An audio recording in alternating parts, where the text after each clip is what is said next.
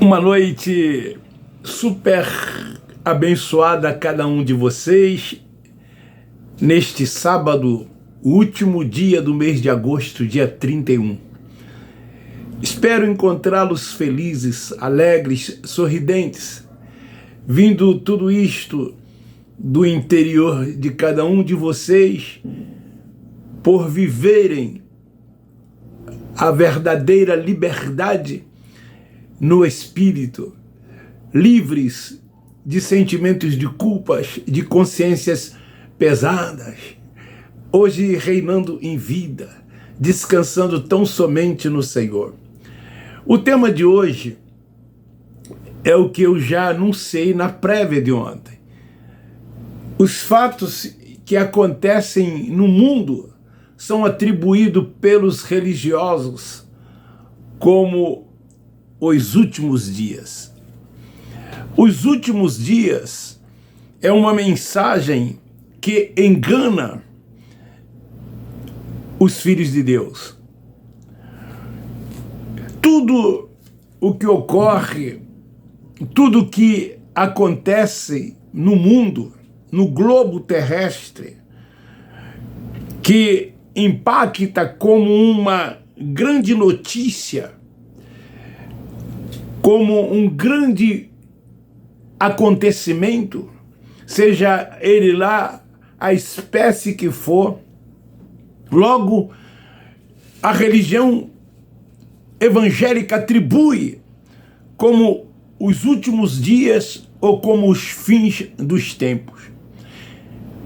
Isso ocorreu por ocasião da febre amarela, por ocasião da malária, por ocasião das primeiras e segundas guerras mundiais, por ocasião da tuberculose, das pestilências, por ocasião, não sei se vocês recordam, aquele período alarmante da AIDS, por ocasião da guerra do Iraque, por ocasião da guerra que ainda hoje ocorre entre Israel e os Hamas, e entre a Rússia e a Ucrânia.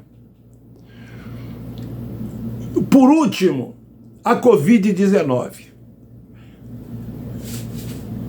Foi alarmante por eles. O medo, o pavor, o terror foi colocado sobre a vida das pessoas. Olha, são os últimos dias.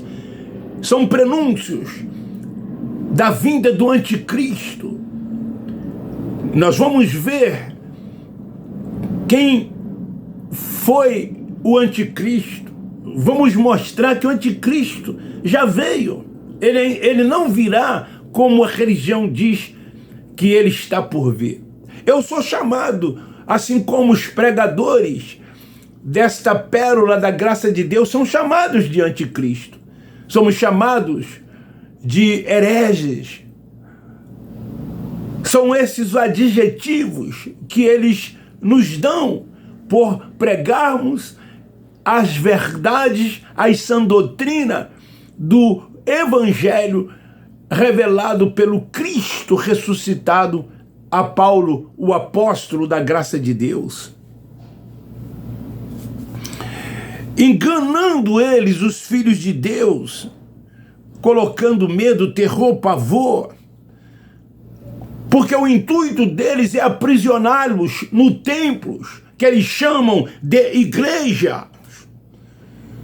Então estes acontecimentos levam eles a dizerem que tudo isto que acontece fazem eles alusão aos últimos dias e aos fins dos tempos.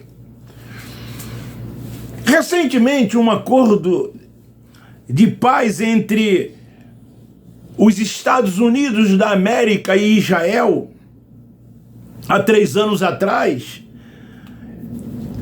Alguns líderes religiosos atribuíram isso a um falso acordo, dizendo que o anticristo está se aproximando.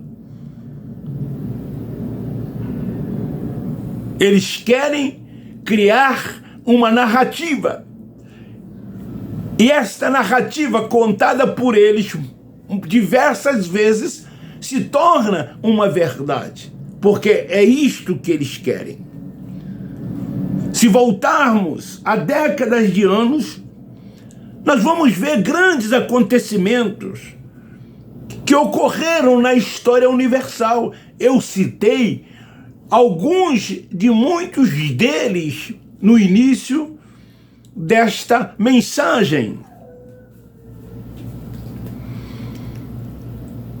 Quero acrescentar os conflitos entre os Estados Unidos e o Irã,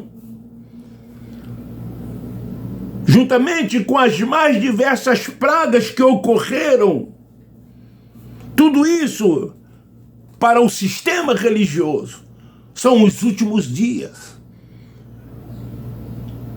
É um prenúncio, segundo eles, de que Jesus está voltando, de que Jesus vai voltar. E eles, com estes ensinos, eles colocam culpa, colocam medo nos filhos de Deus e os aprisionam dentro dessas sinagogas, com suas mentiras, com seus enganos. Essa expressão, últimos dias, na Bíblia Sagrada, sempre foram para Israel, se referindo ao ano 70. A grande tribulação viria sobre aqueles que não desse crédito à mensagem que foi determinada pelo Cristo Nazareno, através dos apóstolos, dos discípulos, que percorresse o mundo de Israel, para que eles pudessem crer na mente, para que fossem salvos da grande tribulação que estava por vir. Porque a grande tribulação veio, assim como o juízo de Deus veio. Veio sobre quem? Sobre os judeus, sobre eles. Lá em 1 João capítulo 4, versículo 3, o que é que o apóstolo João diz? João era o apóstolo da circuncisão. Ele diz que o anticristo já está no mundo. Aí o que a religião faz? Eles pegam esse texto, que era para aquele aion, que se referia àquela geração, e eles transportam para séculos e séculos e séculos futuros, até os dias de hoje, quando leem esta primeira epístola no capítulo 3, no versículo 4, aí eles dizem assim: olha, João está dizendo que o anticristo já está no mundo. Sim, João disse, mas em que mundo era este que João estava se referindo? O mundo de Israel, aquele mundo, aquele aion. E quem era esse anticristo? Quem era ele? Era o general Tito, que sitiou Jerusalém, invadiu Jerusalém. Tal como um dia o Cristo Nazareno levou os seus discípulos diante do templo de Jerusalém e disse a eles, como está escrito em Lucas capítulo 21, versículo 6, não ficará pedra sobre pedra que não seja derribado. Cumpriu-se a profecia de Mateus capítulo 24. Cumpriu-se a profecia dita pelo Cristo Nazareno de Lucas capítulo 21, versículo 6. Quando João diz que o anticristo já está no mundo, ele estava se referindo ao general Tito. Ele foi o anticristo. Ele invadiu, ele sitiou Jerusalém. O templo foi derrubado, foi jogado por terra. A Jerusalém física foi destruída. O templo físico foi destruído. O inferno, Satanás, devorador, morte e últimos dias levam pessoas para dentro desses lugares, porque eles correm para lá, porque os líderes que se dizem ter uma suposta autoridade espiritual dada por Deus a eles, dizem que esses templos, que esses lugares é casa de Deus.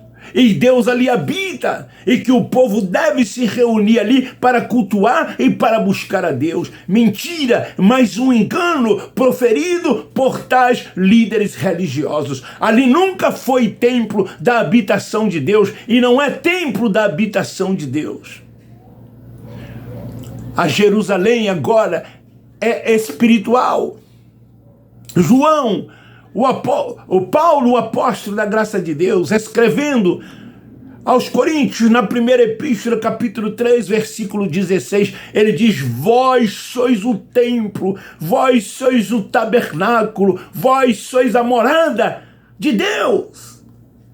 É em nós que ele habita, é no nosso espírito que ele habita. O nosso templo, o nosso espírito é o templo da sua morada, é o templo da sua habitação.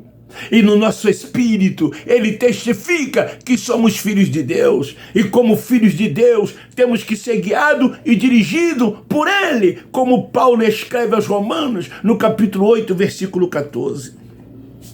Então esses supostos líderes levam as pessoas para dentro dessas sinagogas.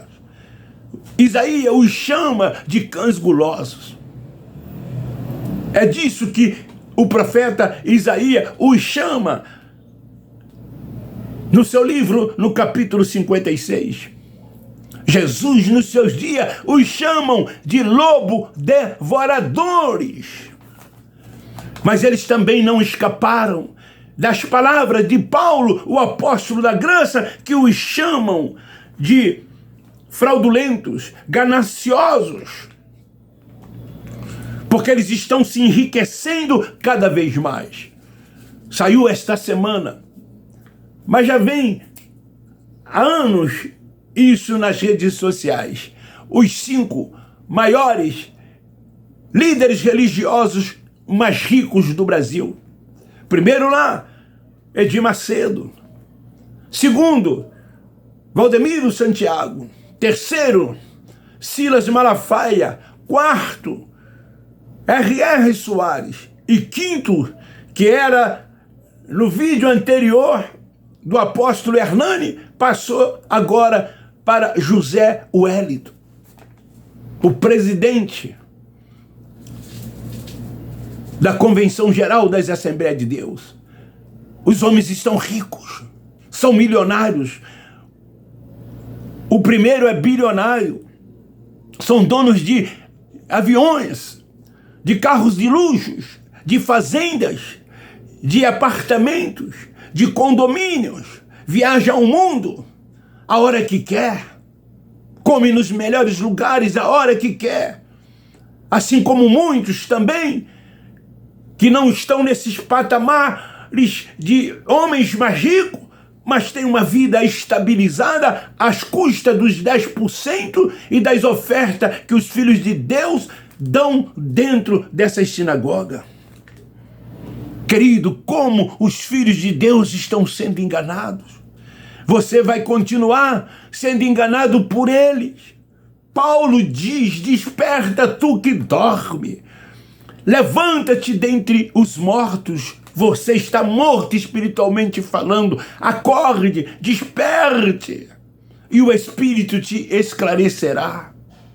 Nós despertamos, nós acordamos, porque estávamos espiritualmente mortos, porque nos deixávamos ser guiados e dirigidos por homens, com seus preceitos, com seus achismos, que nos colocavam debaixo dos rudimentos da lei, quando nós nunca tivemos nada com a lei de Moisés.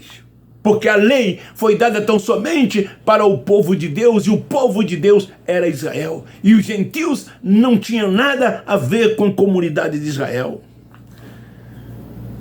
Então esses nossos irmãos são atraídos por eles, com este evangelho da circuncisão, cheios de preceitos, de achismo e rudimento, pregado por eles dentro da sinagoga. Nós combatemos sim, não as pessoas, mas esse sistema doutrinal. Esse evangelho era pregado para o mundo de Israel, e já foi pregado. Agora, quando vem Paulo e traz esse entendimento, desvenda esse mistério, quando nos dá esta graça, esta revelação, então faz com que nós afugentemos como filhos de Deus de dentro desses alçapões. Pergunte um da graça de Deus se querem ir lá visitar, se querem ir lá frequentar.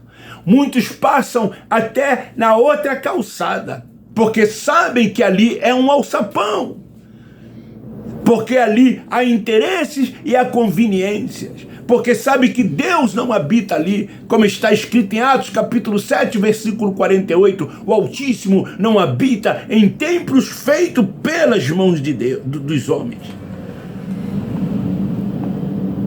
Quem tem o entendimento sabe que o templo de Deus é espiritual, porque nós somos espirituais, nós não somos carnais. Jesus veio e cumpriu toda a lei, tudo que a lei mandava que se tinha que fazer, e o que se não tinha que fazer, ele veio e cumpriu. E agora eles ficam dizendo que tem que fazer a obra de Deus.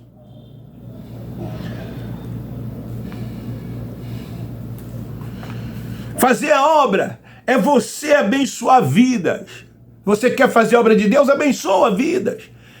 Não porque as pessoas precisam ser abençoadas, porque na essência elas já são abençoadas, mas é você fazer a sua parte, é socorrer os necessitados, os que precisam, os que carecem da sua ajuda. Faça isso. Deixa eu te dizer, você que é religioso evangélico, o evangelho da graça de Deus, o evangelho eterno, o ministério é do Espírito e não da carne. Muitos não entendem isso, não compreendem isso. Hoje um amigo, aspas, me mandou um texto grande. Eu nem respondi, porque o entendimento dele está como de muitos voltado para este mundo carnal. Querem que eu no meu canal fale das coisas desta vida, das coisas deste mundo da carne, das coisas que estão acontecendo politicamente falando, das necessidades que as pessoas têm quando buscam as coisas desta vida. Eu não estou aqui para cuidar disso, porque eu sou espiritual, eu não sou carnal, eu não sou deste mundo, eu estou aqui, mas não sou daqui. Eu já estou assentado com ele nas regiões celestiais. A vontade de Deus, ela já foi determinada por ele. E ninguém pode frustrar e nem impedir os seus planos. Tudo é a vontade de Deus. Agora os carnais se preocupam com as coisas desta vida, ficam buscando as coisas desta vida, ficam se envolvendo nas coisas desta vida. Eles não sabem o que é liberdade no Espírito. Quem é livre no Espírito não se envolve nas coisas desta vida.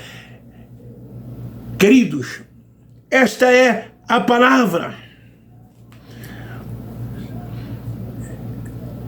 É o Espírito, o ministério e o ressuscitado, e não o Nazareno, porque ele veio para os judeus. Ele era a manifestação de Deus em carne, mas ele morreu e ressuscitou. Finalizando, os últimos dias é uma mentira da religião. Eu afirmo isto categoricamente, é um engano da religião. Não é para depois da cruz. Não foi para os tempos que se passaram com os acontecimentos que ocorreram e nem tampouco para os dias atuais no que está acontecendo e no que irá acontecer. Últimos dias foram para Israel e tudo já se deu, tudo já aconteceu. Dentro dessas sinagogas, tudo lá eles transformam em fonte de renda. Eu quero te dizer, desde que o mundo é mundo, sempre aconteceram essas coisas. Fome. Ué, o povo de Deus foi levado para o Egito. Lembra? José foi governador. Houve um período de fome sobre a terra. Passou. Guerra. Israel sempre esteve em guerras. Sempre esteve em peleja, sempre esteve em luta, sempre esteve em batalha. Isso era para eles, era para o povo de Deus, era para o povo de Israel. Então guerras sempre ocorreram, sempre aconteceram. Pestilência, praga, pestes, doenças, sempre ocorreram, sempre aconteceram. Isso sempre fez parte do mundo, desde que o mundo é mundo. Está escrito, não há nada novo debaixo dos céus e nem em cima da terra. Então, não acredite nesses enganos, nessas mentiras pregadas e ensinadas pelo sistema religioso, quando diz que tudo quanto ocorre, tudo quanto acontece, são fim dos tempos e últimos dias. A crente até que diz, né, que essa atitude aí do tal Alexandre de Moraes, né, com essas medidas enérgicas que ele toma, muitos dizem que é fim dos tempos, o chama de anticristo. Isso está acontecendo aqui no Brasil. Não é, ele não é um ditador que determina para todo o mundo, mas só para o Brasil. Mas eles dizem que é também últimos dias, sinal que Jesus está voltando. Meu Deus do céu, Jesus já veio. Jesus já voltou. Vir em juízo significava vir para os judeus. E ele veio em juízo. O nosso espírito voltará para Deus, porque foi de lá que ele veio. A carne, o sangue, ao pó da terra, ao inferno, à sepultura. Ao findar os nossos dias aqui. E para encerrar, leia Eclesiastes 1:4. Geração vai, geração vem, mas a terra permanece para sempre. Então, os fatos que acontecem no mundo, que as sinagogas, que os líderes religiosos atribuem como os últimos dias, é mais um engano, é mais uma mentira do sistema religioso. Beijo no seu coração, um forte abraço.